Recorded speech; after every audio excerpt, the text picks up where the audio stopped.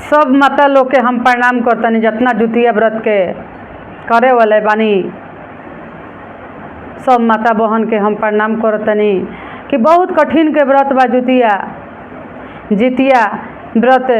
अपना बेटा बेटी के कामना मांगे खातिर, लंबी उम्र के और दुआएं मांगे खातिर, सुख संपन्न रहे खातिर हर माता हर बहन करेली। अपना पुत्र के अपना पुत्री के कामना करे खातिर हम सब माता के प्रणाम करतनी, बारंबार प्रणाम करतनी। हमार प्रणाम के स्वीकार करी। तो हम ललिता जी आज रोड सभा के बीच में एगो बहुत सुंदर जुतिया व्रत के दर्द भरा कथा लेके आइल बनी। कथा रौरा जरूर सुनब। कथा सुनम तो शुरू से अंत तक सुनब, तबे कथा के रहस्य मालूम होई। आ बिना जितिया जे व्रत कैले बा जब तक कथा ना सुनी ओकरा फल के प्राप्ति ना होखेला। ऐसे कथा सुनल बहुत ज़्यादा जरूरी होखेला। हाथ में जितिया लेके आ सब माता बहन कथा सुने खातिर बहुत व्याकुल रहेली। ऐसे कथा रौरा सभे कहीं से भी सुनम, लेकिन शुरू से अंत तक सुनब। तो देखी एगो गांव में एगो राजा रहत रहन। राजा के शादी विवाह भइल। रानी अइली। कुछ समय राजा रानी के बहुत अच्छा से निकलल, हंसी खुशी से। कुछ दिन के बाद रानी के गर्भ से एगो पुत्री के जन्म भइल। रानी एगो कन्या के जन्म देली। जन्म देते ही रानी के देहांत हो गई। जब रानी के देहांत हो गई, राजा कहे लगलन कि हमार जिंदगी अधूरा ही रह गई। अब हमारे एह कन्या के पालन पोषण के करी? कैसे पालन पोषण होई हमरा कन्या के? माई के आंचल एकरा सिर से हट गई। कैसे एकर पालन पोषण होई? कैसे हमार जीवन रही? गांव घर के लोग सभे कोई कहे लागल कि ये राजा साहेब अभी बहुत लंबा रौर जिंदगी बा, 1-2 दिन के तो बात बा ना। एह लड़की के अभी पोषण पालन करे के बा। ये काम करिए राजा साहेब, रौरा शादी एगो कर ले। सभे कोई गांव घर रिश्तेदार सभे कोई राजा साहेब से यह राय सलाह देवे लागल कि राजा साहेब रौरा शादी कर ले। अभी रौरा कोनो लायक नहीं थी। बच्चा के अभी पालन पोषण करे के बा। रौरा राजपाट संभालम कि बच्चा के संभालब? रौरा शादी कर ले। कहे सुने से राजा साहेब अपन एगो शादी कर लेनी। राजा साहेब शादी कईनी। अली रानी धर्मपत्नी राजा साहेब के जब अली कुछ दिन के बाद ओहो गर्भवती हो गई। जब गर्भवती हो गई तो उनका गर्भ से एगो फिर कन्या जन्म ले लेली। तो जैसे रानी पालन पोषण वह लड़की के करे लगली जेकर माई गुजर गु रही। रानी साहेब पहली वाली गुजर गु रही तो ओकरा के दुखनी करके बोलावत रही। आ पालन पोषण करे लगली कि दुखनी हई। ओकरा से गोबर गोईठा उनकरा से करवावत रही। गौशाल में गोबर कढ़वावत रही, गोबर ठोकवावत रही, गाय के चारा दिवावत रही। जो एक नौकर के काम होखला वही उनकरा के देले रही। कह के कि जन्म लेते धरती पर गिरते अपना माई के ही छीन लेली। ये अपना माई के एह दुनिया में ना रहे देली। ऐसे ही दुखनी बाड़ी। इनकरा के दुखनी ही कहब, दुखनी कहत रही। जब ओह रानी के गर्भ से एगो कन्या जन्म ले लेले बड़ी तो उनकर नाम धैले बड़ी सुखनी। उनकरा के कहत सुखनी। उनकरा के पढ़े लिखे खातिर जैसे बड़ा भइल बड़ी पढ़े के योग्यता उनकरा के पढ़े वाला लाइन में ढाल देली, स्कूल भेजे लगली, सब तरह से शुभ संपन्न हर चीज़ देली। ई कह के कि ई लड़की हमार जन्म लेलस तो हमार छाया ना हटल, एकरा माई के ममता, एकरा माई के आंचल एकरा सिर के ऊपर बा, ई अपना माई के ना छीनलस। आ उ जन्म ले लेलस तो अपना माई के होते ही छीन ले रहे, ऐसे ओकर नाम धैले बने दुखनी। आई हमार है सुखनी, सब चीज़ सुख संपन्न बा, जे रहे उ धरती पर ही रह गइल, ओकरे लेखा अपना माई के ही छीन ले नइखे, ऐसे एकर नाम बा सुखनी। ए राजा साहेब एक काम करी, हमार सुखनी बेटी के स्कूल में नाम लिखवा दही, पढ़े लिखो, एक रानी के तरह एकरा के पोषण पालन कइल जाई। राजकुमारी है, इनकर नाम रही राजकुमारी। प्यार से सुखनी कहस लोग, आ सुखनी प्यार से कहस दुलार से राजकुमारी नाम धैलन उनकरा के। नाम लिखवा दिलन लोग स्कूल में, राजा रानी पढ़े जाए लगली, नौकर ले जाए लागल छोड़े खातिर, ले आवे ले जाए बहुत बढ़िया से कुशल मंगल से। दुखनी बेचारी दुखियारी रहे, अपन गोबर काढ़स, गोबर ठोकस, गोईठा करस, घर में खाना पकवान सब बनावत रही, हर तरह से बेचारी कष्ट में ही दुखनी रहत रही। समय निकलते गइल, दोनों जानी बड़ा बड़ा हो गइली। दुखनी जे रही से बड़े रही, सुखनी तो छोटाइए रही।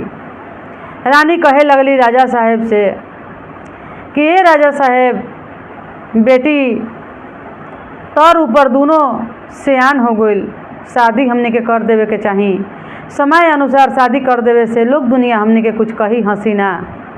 ये राजा साहेब पहले दुखनी खातिर रौरा घर बर ढूंढवाई, पहाड़दार सबके भेज दही, चौकीदार सबके ढूंढ लावे दुखनी खातिर घर बर ऐसन खोजम कि जौना घर में जाए एकरा बास हो जाए। ई ना कि राजा महाराजा के घर में कर देव, ओकरो घरवा जाई तो उजाड़ देही। ऐसे एक दुखियारा के घर में कर देहब जौना घरे कुछ ना होखे, खाए पिए के कमाता खाता होखे, ओकरा घर में कर देहब तो ओकनी के का बिगड़ी। राजा महाराजा के घर में करब तो ओकनियों के खा जाई। ऐसे एगो गरीब के घर में, एगो दुखियारा के घर में एकर शादी विवाह कर दही, भेजी केहू के बर खोजे खातिर। इतना नौकर चौकर रौरा रखले बानी, केहू के भेज दही, कौनो दिशा से एगो एकरा खातिर घर बर खोज देस जा। हमार जौन बेटी बड़ी सुखनी राजकुमारी, एकरा खातिर ऐसन जगह भेजी कि जहाँ राजकुमार होखे विराजमान, वही राजकुमार से ये हमरा राजकुमारी के शादी होखे के चाही। काहे कि हमार बेटी सुखनी बाड़ी, ई जन्म लेली तो देखी हम जिंदा ही बानी, घर में केहू के कुछ ना बिगड़ल, सब चीज़ भरल बा। तो ई सुखे में रह गइली तो राजकुमारी दुख कैसे कटी हैं, और ओकरा तो दुख सहे के आदत हो गइल बा। जन्म लेते ही अपना माई के छीन लेलस, ऐसे ओकरा के वैसने घर में डाली कि जहाँ जाए तहाँ कोई चीज़ के ओकनी के तकलीफ ना, दिक्कत ना पहुँचे। गरीब के दिक्कत भी पहुँची तो कोनो असर ना होखेला, ऐसे रौरा डाली। लेकिन असर सबके होखेला, अमीर जे रहेला ओकरा उ दुख के मरम कहाँ से पता चली। तो देखी उ भेज देली राजा साहेब रानी के कहे से। जैसे जैसे रानी कहले बड़ी वैसे ही राजा साहेब रानी के कहे अनुसार सब चीज़ कईनी। दुखनी खातिर भेजवा के खोजवा देनी बहुत एगो गरीब परिवार, गरीब की यहाँ शादी तय हो गई, सेट हो गई। गरीब के बच्चा कहता जब खोजे खातिर गोइल बड़न लोग रिश्ता तय करे कि वो राजा साहेब के बेटी हमारा झोपड़ी में, हमारा पलानी में कैसे रही हैं। तना कोई बात ना करे के बा, ई तो राजा साहेब के आदेश बा, ये से तहरा इनकार ना करे के पड़ी, तहरा करे के ही पड़ी। वो गरीब के बेटा गरीब तैयार होके आ दुखनी से शादी भई। कुछ दिन के बाद दुखनी के 10 घरे आगे हट के सुखनी के शादी सेट हो गई एगो राजा के घर में, राजकुमार के साथे सुखनी के शादी सेट हो गई बा। शादी तय हो गई, रिश्ता पक्का हो गई। खूब धूमधाम से शादी विवाह भइल। दे लेके सामान राजपाट बहुत सारा राजा साहेब दे लेके विदाई कैलन उनकरा के। सुखनी अपना घर में गोइल बड़ी, सुखपूर्वक से दिन उनकर कटे लगल। सब चीज़ नौकर चोकर घर में भरल बा, चारों तरफ नौकरे नौकर बा। सोना के पलना लागल बा, वही पर झूलस, वही पर खास, वही पर रहस। उनकर जूता साफ करे वाला, उनकर कपड़ा साफ करे वाला, बेड साफ करे वाला। अब सुखनी के सुखे सुख रह गई। बेचारी दुखनी अपना ससुराल में गोली तो अपना सास ले कहतरी जाते जाते कि हे माँ रौरा बताई हम का खाना बनाई। सासू माँ कहतरी एगो राजकुमारी राजा के बेटी होके हमारा घर में आके कहतरी कि बोला माँ का खाना बनाई। का हम बताई, घर में तो कुछ बाना। दुखनी के सास कहतरी घर में तो कुछ बाना। कहे बड़ी कि जाए बहू वो घर में एगो कोठी बा, कोठी में कुछ राशन पानी होई, निकाल के ले आओ, उहे खाना बनाओ, नमक के साथे खा लियाई। तहरा अगर खाए के मंजूर होके तो हमारा घर में तो इहे मिली। राजा साहेब से बतावल रहे तहार बेटी ऐसे समय ना निकाली। कहतरी दुखनी की कोई बात ना, सब हमारा किस्मत के खेल बा माता, हम गुजार लेबे ही घर में दिन अपन, हम कैसहूँ रखब, हम अपन जीवन काट लेहब, हमरा कुछ फर्क नहीं पड़े के। दुखनी चावल निकाल के ले ली आ चावल बनैली आ चावल के साथे नमक के साथ बैठ के सास पतोह आ उनकर पति सब कोई बड़ा प्रेम से खाना खैलस। कुछ समय निकलते गइल बा, कुछ समय निकल गइल बा। धीरे धीरे दुखनी के एगो पुत्र जन्म ले लेलन। ओकरा बाद में फिर एगो बेटा जन्म लेलस। करते करते 5 गो बेटा हो गइल दुखनी के। दुखनी के जब 5 गो बेटा हो गइल तब पोषण पालन करे में बड़ा दिक्कत होखे लागल। काहे कि उनकर पति दुखनी के जो रहन दूसरा के खेत खलिहान में काम करत रहन, ले आवत रहन, ओहमें आटावा ना होत रहे, ओहमें आटावा ना होत रहे। काहे कि दुखनी के 5 गो पुत्र, दुखनी रही, दोनों पति पत्नी, सास रही एगो। दुखनी के बड़ा दिक्कत होखे लागल। कहस कि कैसे अब एकनी जना के कपड़ा लता पालन पोषण कुछ विद्या ज्ञान मिले के चाही, पढ़ाई लिखाई होके के चाही। अब तो कोनो उपाय नहीं खे। सास ले कहे लगली कि ये माई काम कईल कोनो बुराई ना होखला, अगर कमा के खाई, कमा के बाल बच्चा पोसी, एमे कोनो शिकायत नहीं खे। चोरी चमारी कईला से बचे के चाही। अगर काम कहीं करी आ से पालन पोषण लइकन के होके तो कोनो दिक्कत नहीं खे। ऐसे हमरा के रौरा आदेश दे हम तो कहीं केहू के घरे जाके काम करम, झाड़ू बर्तन, तो 2 रोटी ले आई, कुछ पैसा ले आई, तो कुछ बाल बच्चा के पालन पोषण होई। काहे कि हमार स्वामी जे कमातानी बनिहारी क के ले बतानी तो इतना परिवार के हमने के मेंटेन नहीं खे हो पूरा होखत। ऐसे हमरा के एलाऊ देहब तो कहीं से हमहू कुछ करके ले आई। ऐसे थोड़ा सा विद्या ज्ञान के भी एक जना के हो जाई, कुछ खाए पिए के भी हो जाई।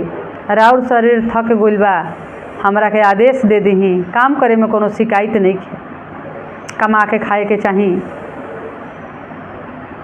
कहली सास कि जा बहू तहरा कोनो एतराज नहीं खे, तब बच्चा सब तो पोसे के बा, तू कहीं से अपन काम खोज ल, करबू तो ठीक ही बा, घर चले खातिर तो कुछ करही के पड़ी। पोषण पालन करे खातिर कुछ करे के पड़ी। अब 5-5 गो लड़का बड़ा सन, घर के स्थिति देखते बाड़ू तो जाए दो। जब तहरा कोनो एतराज नहीं खे तो तू कर सकत अड़ू। दुखनी का कैले बाड़ी कि निकल गई बाड़ी अपना घर से बाहर, आ घर से बाहर बड़ा इज्जत पानी से अपन सिर पर पलू लेके साड़ी पहन के बड़ा इज्जत से सोच के निकल ली कि दोनों कुल के इज्जत रखते हुए काम करब, आ दोनों कुल के नैहर के आ ससुराल के ये दोनों जगह के धर्म बचाते हुए कुल रखते हुए हम अपन बाल बच्चा के पोषब कमा के। दुखनी अपन बढ़िया से कपड़ा लता बेचारी पहन के सिर पर पलू लेके आ गोइल बड़ी जहाँ उनकर बहिन रहत रही, राजा महाराजा के घर ही रहे। आ जाके ओह राजा के घर में अपना बहन से ही कहले बड़ी कि ये रानी साहेब रौरा हमरा के काम करे के कुछ दे देती, अपना घर में काम दे देती तो हम काम करती, कुछ खाना पीना दे देती हमारा काम के बदला में, तो हमार बाल बच्चा खाइत पोसाइत। काम खोजे खातिर रहनी हरौरा घर में। कहले बड़ी सुखनी उंगर बहिन कि ठीक बा, हमारा घर में तो बहुत सारा काम बा, बहुत सारा नौकर चौकर रहेला, एक नौकर के तरह खटबू तो काहे ना तहरा मिली, खटा हमारा घर में। काम दे देली उनकरा के। सुखनी जे रही अपना दुखनी बहिन के काम बता देली कि काम कर, झाड़ू करे के बा, बर्तन करे के बा, इतना आदमी के खाना तहरा बनावे के बा, सब कोई के खिया के फिर तहरा बर्तन धोवे के बा, बाँची खाना जौन तू लेके अपना लइकन के जा सकत अभी। कहली कि ठीक बा। का करे का कैली, दुखनी के उनकरा घर में खटे लगली, काम करे लगली। काम उम कैला के बाद में जैसे काम खत्म हो गई सब बर्तन सर्तन धो मांज लेली। बहन से कहली कि ये रानी साहेब अब हम अपना घरे जाता नहीं, कुछ दे दी अपना हाथ से बच्चा सबके। तो हम का दे दी जौन खाना बाँचल बा तू लेके चल जा, खिया अपना लइकन के। खाना बाँचल एगो प्लास्टिक में बांध लेली दुखनी, आ बांध के अपना घरे लेके चल गोली। कहतड़ी अपना लइकन सबसे कि खाना खा जा भर पेट, तो जना के मौसी के घर में काम मिल गई ह, ओजे हम काम करके आवतनी, ओजे काम करब डेली, ओजे से तो जना के खाए पिए के ले आए। दुखनी डेली जाए लगली काम करे खातिर। सासू माँ के भी पता रहे कि अपना बहन के यहाँ जाके पुरानी बाड़ी यही से उनके घरे काम करतड़ी। देखी एके तन से जन्मल लेकिन किस्मत अलग अलग रहे। धीरे धीरे समय निकलते गइल, आ जुतिया के टाइम जब आ गइल, ए गुरु बहना जब जुतिया के समय आ गइल बा तब उनकर सास कहतड़ी कि ये बहू अपना बहन के घर में तू जालू काम करे खातिर, रोज दिन तो तू बनावल खाना दूसरा के घरे से लेके आवेलू, पाकल सिंझल लेके आवेलू। आ देखो कल नहाए खाए बा, आ परसों दिन जीवतिया बा, तो एक काम करिह तू अपना बहन से कहिए कि हमरा के ऐसा ही कांचा अनाज कुछ दे दो बिना सिंझले, कि कम से कम जितिया के दिन भी अपना घर में हांडी जला लेही, हांडी में कुछ निमान करी, खाना बना के कुछ भगवान के भोग लगैती, आ तब हम अपना बाल बच्चा के खिएती। आज बाँचल खाना मत लेके आई है, कहिए कि नहाए खाए के बा, ऐसे अपना घर में बना के खाइल चाहतनी, कुछ भगवान के भोग लगाई। बहन से मांग लिया हरे बहन बड़ी तो जरूर कुछ दे दीहन। जब गोइल बड़ी दुखनी उनकरा घरे, अपना बहन के घरे, सुखनी के घरे सारा काम जैसे डेली करत रही वैसे कैली। कहली कि ये बहन, ये रानी साहेब आज हमरा के बनावल खाना तू मत दीह, हमरा के कांचा ही अनाज दे देबू तो उ ले जाके अपना घर में सिंझाइब आ बनाइब, अपना से बना के कल खैती। काहे कि नहाए खाए बा, आ जितिया बा, भूखे के बा। तो कहली कि तहरा अनाज पानी ना मिली। करे के बता करो ना तो जा, आ ले जाए के बता बनावल जैसे डेली ले आलू वैसे ही तू ले जा। आ तो थोड़ा सा भी आज से हमरा के सीधा दे दे बहिन, जाके बना ली तो काम पर से तहार छुट्टी हो गई, जल्दी भाग हमारा घर से। तहरा काम भी नहीं करे के जे तहरा बनावलो खाना ना मिली, जल्दी हटाई जैसे निकल जल्दी हमारा घर से। 1 मिनट में हमारा घर छोड़ के निकल जा। ये बात सुखनी कहतड़ी अपना दुखनी बहन से। दुखनी कहतड़ी कि कोई बात ना रानी साहेब, हम एगो गरीब बनी, लेकिन तारा घरे आके कमाइल बनी, काम कैले बनी, ओकर मजदूरी हमार बनेला, कुछ पैसा दे दो।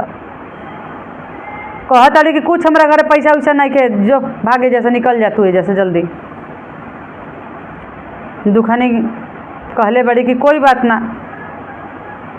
दुखनी वजह से निकल गई, आ निकल के आके अपना घर में सास ले कहतड़ी कि हमार बहन कुछ ना दिली है।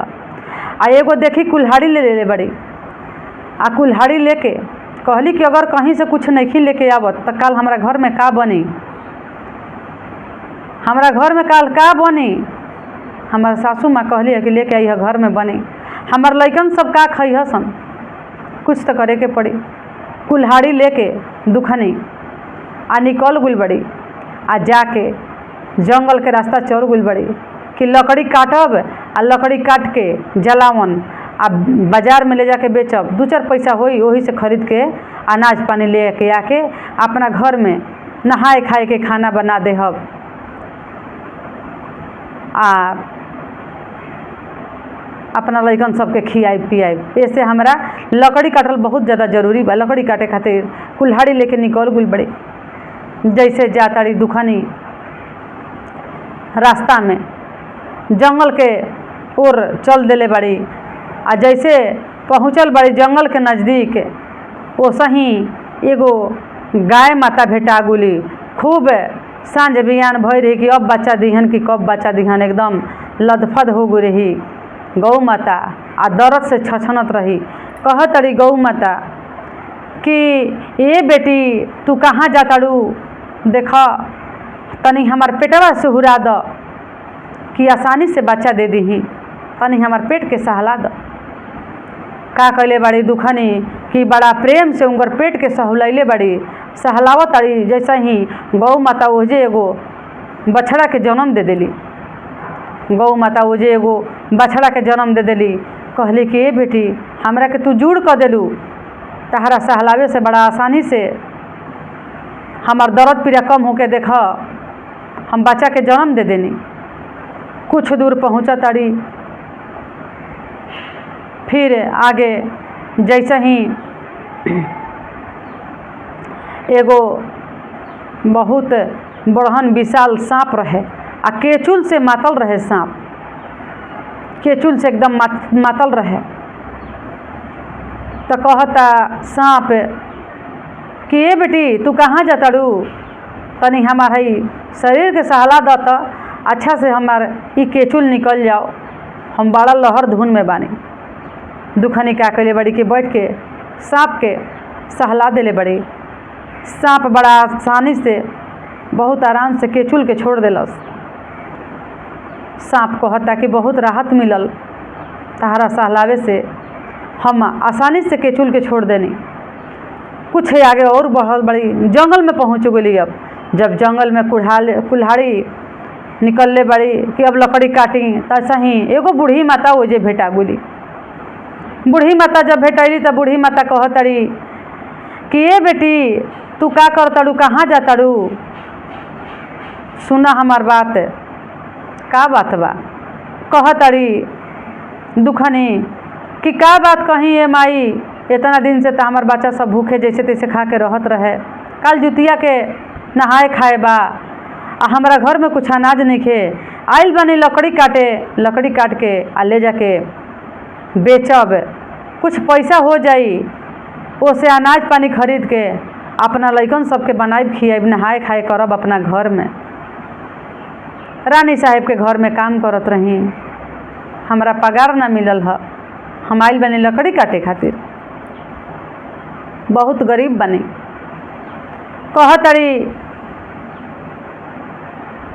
बुढ़िया माई कि कोई बात ना बेटी, बहुत हमरा कपार में जुई हो गइल बा, तनी जुआ सब निकाल दे तू तो बड़ा हमरा राहत मिली।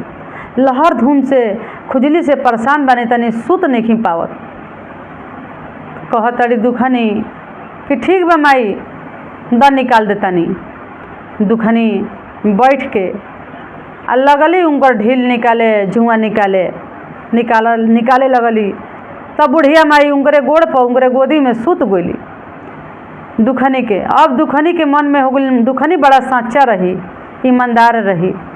दुखनी सोचली कि कहतड़ी कि कई दिन सुतला हो गई, नींद नहीं पड़त, जुई काटता। तो माई के बड़ा नींद लागल बा, जुई निकलनी हाँ, इनकरा नींद लागल, तनी नींद कुछ पूरा हो जाए तब जगाई। अब लेटे होता तो का करी, गोड़ पर सुत गई बड़ी माई, बुढ़िया माई।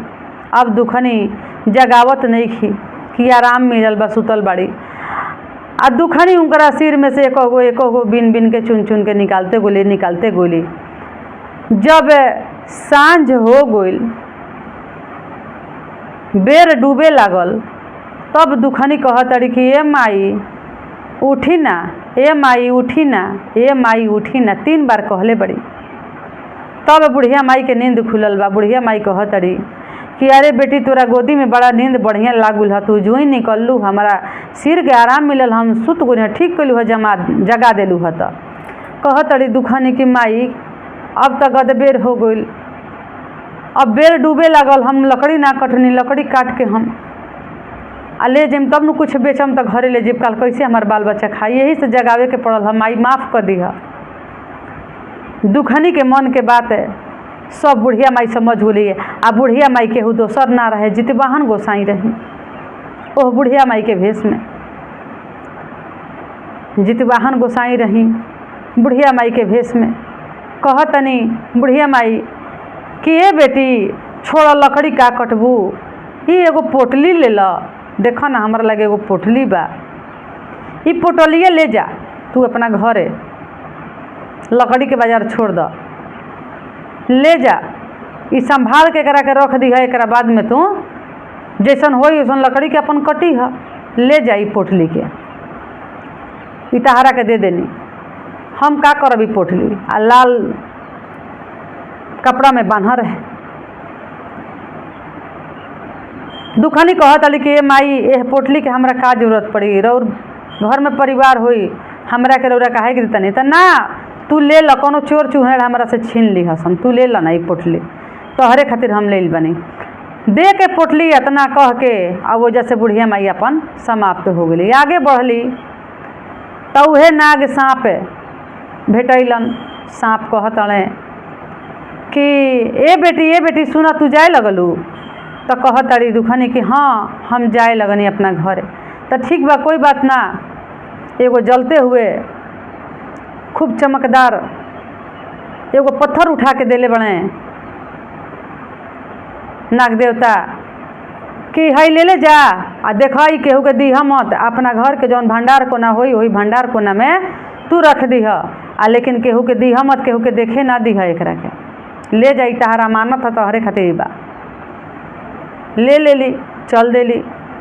जब जा तड़ी तो गौ माता भेटैली। गौ माता कहतड़ी कि ए बेटी तू सुना, तोहरे खातिर ताकत रही, तू चल देलू। तो कहतड़ी कि हाँ हम अब घरे जातानी। तो ठीक बा, कोई बात ना, तू हमरा के अपना घरे ले चल, तू हमरा के दाना कुछ खियतू, कुछ गवत खियतू, तहरा के हम दूध देती, और वही दूध से हमार दाना पानी भी जुट जाते, तहर लइकन के पोषण पालन हो जाए। तू हमरा के ले चल, ऐसे ही हम भटकत चलत तनी, अपन बछड़ा लेके चलती तहरा घरे, तोहरो कुछ हो जाए। कहले दुखनी की तो बात ठीक बा, इनकरो शरण मिल जाई, हमरो राहत मिल जाई, इनकरो गौ सेवा के हमरा मौका भी मिल जाई, गौ सेवा भी करम, हमरो कुछ राहतो मिली। लेके चल गुली दुखनी अपना घरे, आगे आगे दुखनी, पीछे पीछे गौ माता बछड़ा लेके गोली। तो लइकन सब दुखनी के इंतजार करते रहे दरवाजा पर खड़ा होके कि माई अब कुछ लेके आई, माई अब कुछ लेके आई।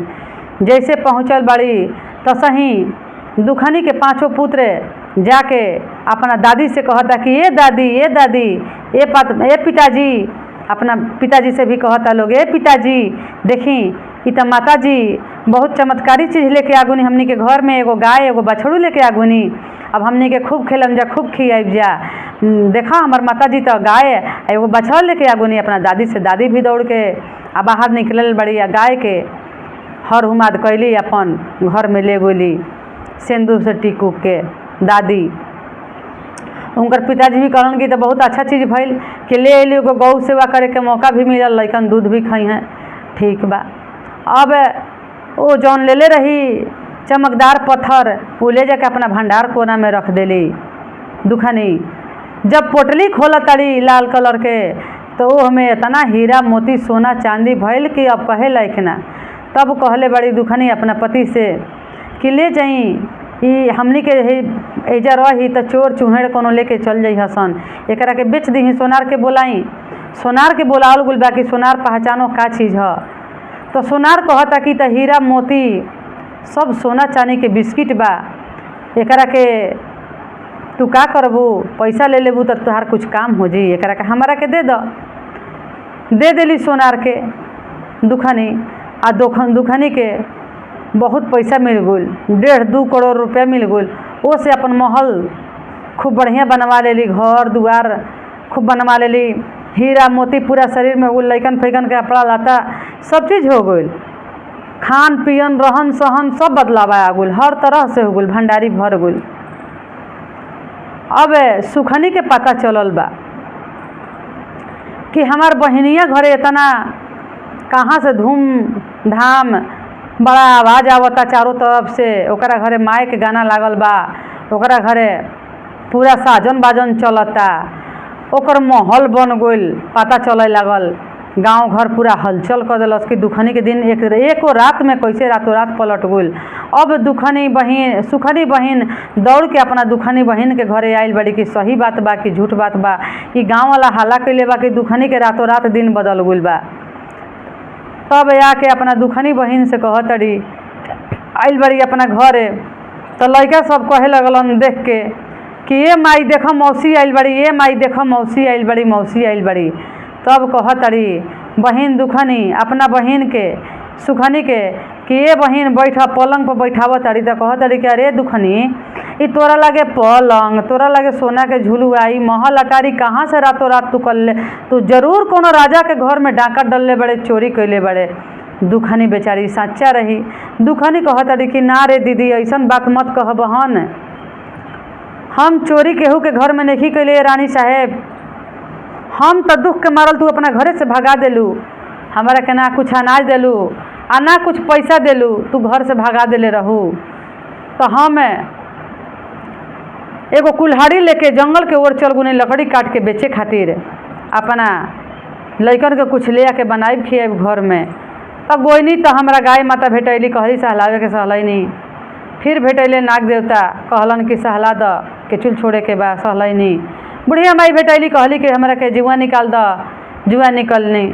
उहे लोग हमरा के अन्न धन दे दिलस, तो हमार भंडारी भर गइल ह। अब सुखनी इतना बात सुनली ना कि सुन के रुक ना पैली, सुनते सुनते भाग चलली, उहो कुल्हाड़ी उठैली, उहो जंगल के रास्ता गइली। जातड़ी तो उनको गौ माता भेटैली। जब गाय भेटा गोली तो गाय कहतड़ी कि ये बाबू दुख से बड़ा व्याकुल बानी, तनी हमार पेट सहला द, बच्चा दे दही।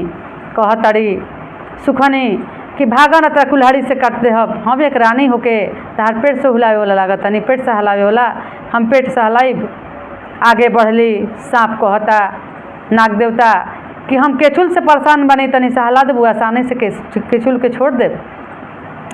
कहतड़ी कि देखा तड़ा कुल्हाड़ी टुकड़े टुकड़े कर देहब, हम एगो रानी हई, राजकुमारी रही, राजा से विवाह भइल बा, राजा के धर्मपत्नी हई, का लागत तनी तहरा हम एगो हई सांप के सहलावे वाला लागत तनी हम।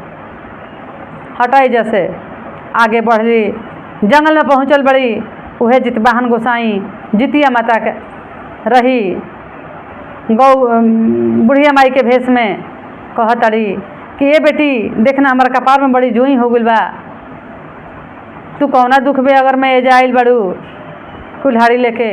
आता आइल बनी लकड़ी काटे तो दुख है कि सुख है, तो सुख ही आइल बनी, हम तो सुखिया है ही। तो ठीक बा बेटी तनी हमार जुई निकाल द।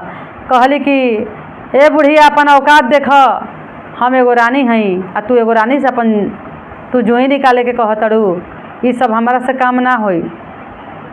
हमरा के जल्दी से पोटली निकाला, पोटली दा जौन तू दुखनी के देले रहू। का कैले बड़ी बुढ़िया माई जितवाहन गोसाई वही पोटली बांध के दे देनी, कहनी कि ले जाके घरे खोली ह। जब अली घरे खोल ताड़ी तो वही में से कीड़ा मकोड़ा सांप बिछी निकल के मैं घर रेंगे लागल, मैं घर घूमे लागल। अब तो सुखनी एकदम परेशान होके सिर पर हाथ धऽ के कहतड़ी कि का रे दुखनी तू हमारे जोरे का कैलू।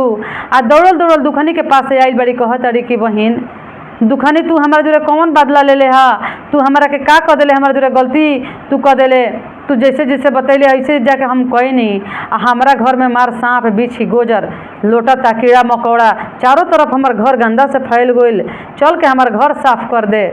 कहतड़ी दुखनी की बहिन साफ तो जरूर कर दे, काहे कि हमरा तो करे के आदत बा, लेकिन तू बतावा कि तू कैलू ह का, काहे तारा साथे ऐसे भइल हा।